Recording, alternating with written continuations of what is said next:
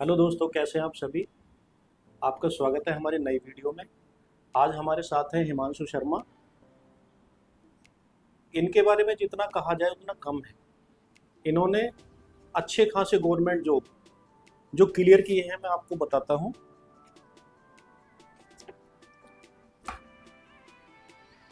पहला एग्जाम इन्होंने निकाला है यूपीएसआई 2021। उसके बाद में यूपी लेखपाल 2022। तीसरा एग्जाम निकाला है आईबीपीएस पीओ 2023 और फिर निकाला सीजीएल 2022 और पांचवा एग्जाम निकाला है इन्होंने आरआरबी एनटीपीसी 2019 और जो अभी कार्यरत हैं इनकम टैक्स इंस्पेक्टर के रूप में। तो आइए इनसे बात करते हैं। बेटा, आप अपने बारे में बताएं। जी, मेरा नाम हिमांशु शर्मा है। मैं गांव बड़ंगपुर जिला हापुड़ से बिलोंग करता हूँ। मेरी जो शुरुआती पढ़ाई थी वो डीपीएस हापुड़ से हुई है और मैंने अपनी ग्रेजुएशन एसएफएस कॉलेज नागपुर से की है और मैं वर्तमान में इनकम टैक्स इंस्पेक्टर के रूप में नागपुर रीजन में काम कर रहा हूँ। हिमांशु भाई, ये बताएं आप कि आपने कब से तैयारी शुरू करी और ग्रेजुएशन के बाद में आपका प्लान क्या था। जी, जैसे ही मेरी ग्रेजुएशन हुई तो मेरा जो टारगेट था वो यूपीएससी का था, तो लेकिन वो थोड़ा एक बैकअप होना चाहिए ना, इसीलिए मैंने एसएससी सीजीएल की पहले सोचा एसएससी सीजीएल के थ्रू कोई जॉब ले लेता। तो मैंने पहले एसएससी सीजीएल की प्रिपरेशन स्टार्ट की और साथ में बैंकिंग की भी पढ़ाई स्टार्ट कर दी, क्योंकि दोनों का सिलेबस जो है ऑलमोस्ट सेम है, क्योंकि उसमें मैथ्स है, इंग्लिश है, रीजनिंग है, दोनों का ऑलमोस्ट सेम है। तो धीरे धीरे ऐसी जॉब लेता गया, ऐसे ही एग्ज़ाम देता था। तो इसका एसएससी सीजीएल का पैटर्न क्या है। एसएससी सीजीएल का जो पैटर्न है वो लास्ट ईयर 2022 से चेंज हो गया था। पहले इसमें 3 स्टेज होती थी, जैसे पहले प्रीलिम्स होता था, टीयर 1 जिसे बोलते हैं, फिर टीयर 2 होता था और फिर रिटन होता था, फिर डीबी वगैरह होके तब फाइनल मेरिट लगती थी। तो लेकिन 2022 में क्या हुआ, उन्होंने जो है टीयर 1 जो था वो उन्होंने, ऑब्जेक्टिव तो था ही वो पहले से ही, लेकिन उसकी जो वैल्यू थी जो फाइनल मेरिट में थी, तो वो केवल क्वालिफाइंग नेचर का कर दिया उसका। तो बाद में अब केवल जो डिसाइड होता था केवल मेंस के मार्क्स और रिटन वगैरह कुछ नहीं, वो सब रिटन वगैरह उन्होंने बंद कर दिया था। तो इसका पैटर्न उसमें भी थोड़ा चेंज कर दिया था। टीयर 1 में तो सेम था, 100 क्वेश्चंस आते हैं, 4 सेक्शन होते हैं उसमें, 25-25 क्वेश्चन 25 ईच आते हैं। क्वांटिटेटिव एप्टीट्यूड होता है पहला, दूसरा रीजनिंग, तीसरा इंग्लिश, चौथा जनरल स्टडीज जिसे बोल लेते हैं जीएस।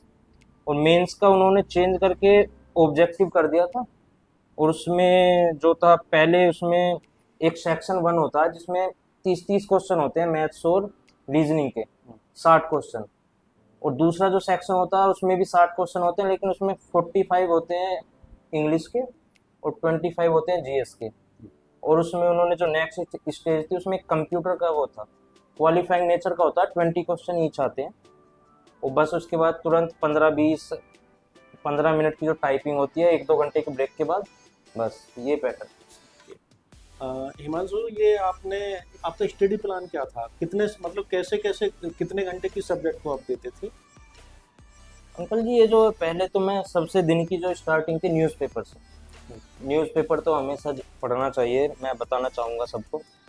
न्यूज़पेपर बहुत ही अच्छी चीज़ है, न्यूज़पेपर पढ़ता था और फिर जो मैं थोड़ा जीएस की जो बुक होती है वो पढ़ता था धीरे धीरे और फिर क्वेश्चन सोल्व करता था। तो टाइम ऐसा कुछ नहीं होता था कि मैं ये देखता था कि आज ये टॉपिक कंप्लीट करना है, तो ऐसे मैं टॉपिक वाइज पढ़ता था, ये नहीं था कि इतने घंटे पढ़ना इतने घंटे पढ़ना। तो टॉपिक वाइज मैं धीरे धीरे पढ़ता। हिमांशु शर्मा, आप ये जो बच्चे एसएससी की तैयारी कर रहे हैं उसके लिए क्या गाइडेंस है या कोई स्पेशल बुक के बारे में आप बताना चाहेंगे। नहीं, सबसे पहले तो जो एसएससी की प्रिपरेशन करने वाले हो बिल्कुल पक्का मन बना लो कि एग्ज़ाम क्रैक करना ही करना है, ठीक है ना। तो उसके लिए मैं कुछ बुक्स बता देता हूँ। जैसे क्वांटिटेटिव एप्टीट्यूड है, उसके लिए बेसिक के लिए पहले सबसे पहले ज़रूरी है बेसिक करना। तो उसके लिए कोई भी बुक ले सकते हैं, जैसे आर एस अग्रवाल की हो गई, या 9th या 10th 8वीं तक की जो बुक्स होती हैं वो करना।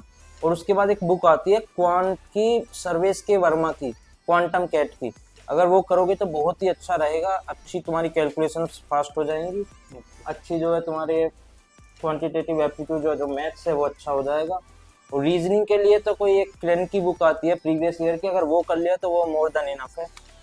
और इंग्लिश के लिए तो सबसे पहले तो न्यूज़पेपर, न्यूज़पेपर मोस्ट इम्पोर्टेंट चीज़ है। न्यूज़पेपर पढ़ो डेली। द हिंदू हमारे आराम से पढ़ सकते हैं, ऑनलाइन में मिलता है, हार्ड कॉपी भी पढ़ सकते हैं कोई भी। अपना न्यूज़पेपर पढ़ना है। और इंग्लिश के लिए एक नीतू मैम की बुक आती है, और भी कई बुक्स आती हैं अलग अलग मार्केट में, वो रेफर कर सकते हैं। और एक वोकैब के लिए एक बुक आती है ब्लैक बुक करके जो है, तो वो पढ़ सकते हैं, वो अच्छी है। और जीएस के लिए ल्यूसेंट की पढ़ लीजिए, या एग्ज़ाम से 2-3 महीने पहले कोई भी करंट अफेयर्स की बुक, मंथली करंट अफेयर्स की बुक्स पढ़ लीजिए। और साथ में एक स्टैटिक जीके के लिए ल्यूसेंट की बुक ले लीजिए, कोई भी ले सकते हैं नॉर्मल। तो लेकिन जो भी पढ़ना अच्छे से पढ़ना है, धीरे धीरे आराम से, ये नहीं कि एक दिन में हो जाएगा। और होता है ना कभी कभी कि एग्जाम क्रैक नहीं हुआ तो वो हो जाते हैं, डिमोटिवेट हो जाते हैं बच्चे। कि नहीं अब नहीं होगा, हमसे कुछ नहीं होगा। तो वो ये, इसमें कोई घबराने की बात नहीं है, कुछ नहीं है, आराम से हो जाएगा सब। और ये सोशल मीडिया के बारे में क्या बताना चाहेंगे आप? नहीं, सोशल मीडिया अगर लिमिट में चलाएंगे तो बहुत अच्छी चीज़ है। उसमें कोई अच्छे अच्छे जैसे अच्छे अच्छे चैनल्स हैं, उन्हें फॉलो करके अच्छी अच्छी, जैसे होता है ना कि रात को देख ली एक वीडियो करंट अफेयर्स की तो याद हो जाती है। लेकिन आजकल क्या है, ज़्यादातर उसमें टाइम गुजारते हैं, तो वो टाइम फिर अगर ज़्यादा यूज़ करेंगे तो वो नुकसान है, कम करेंगे लिमिट में करेंगे तो फ़ायदा भी हो सकता है। अच्छा हिमांशु, मुझे जहाँ तक याद है आप लाइब्रेरी जब ओपन हुआ था शायद स्टार्टिंग में ही आप आए हाँ थे, यहाँ 2021 में है। तो आपको कैसा रहा यहाँ नहीं, का? लाइब्रेरी का जो एनवायरनमेंट है बहुत ही अच्छा है। और आप तो आर्मी में रहे हैं तो डिसिप्लिन भी एकदम बहुत अच्छा है, सारी सुविधाएं हैं, बच्चे भी अच्छे हैं, पढ़ने वाले बच्चे हैं। और एनवायरनमेंट ऐसा मिलता है तो बच्चे को अलग ही एक अंदर से जुनून आता है कि भाई पढ़ना है, बढ़िया है, एसी चलती है, गर्मी में कोई गर्मी का काम नहीं है। बहुत ही अच्छी लाइब्रेरी है, बहुत ही अच्छा एनवायरनमेंट है, बहुत बढ़िया। चलो हिमांशु जी, आपसे मिलकर बड़ी खुशी हुई, और आप आगे इसी प्रकार से तरक्की करते रहें। Thank you. बहुत बहुत धन्यवाद। Thank you.